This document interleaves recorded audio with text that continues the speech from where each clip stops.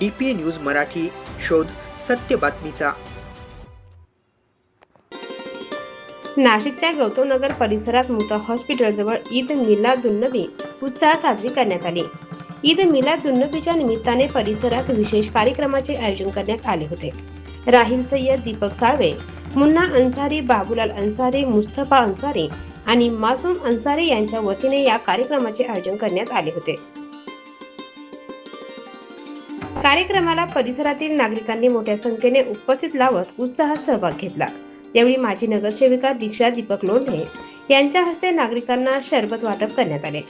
ईद मिलादुन्नबीच्या निमित्ताने नागरिकांनी एकमेकांना शुभेच्छा देत आनंद उत्सव साजरा केला। यामुळे संपूर्ण परिसरात उत्साहाचे आणि आनंदाचे वातावरण पाहायला मिळाले। कार्यक्रमाला माजी नगरसेविका दीक्षा दीपक लोंढे यांची प्रमुख उपस्थिती होती। DPA news bureau report, Satpur. ताज्या घडामोडी व अपडेट जाणून घेण्यासाठी आताच DPA न्यूज चॅनलला सबस्क्राईब करा आणि बेल आयकॉन क्लिक करायला विसरू नका।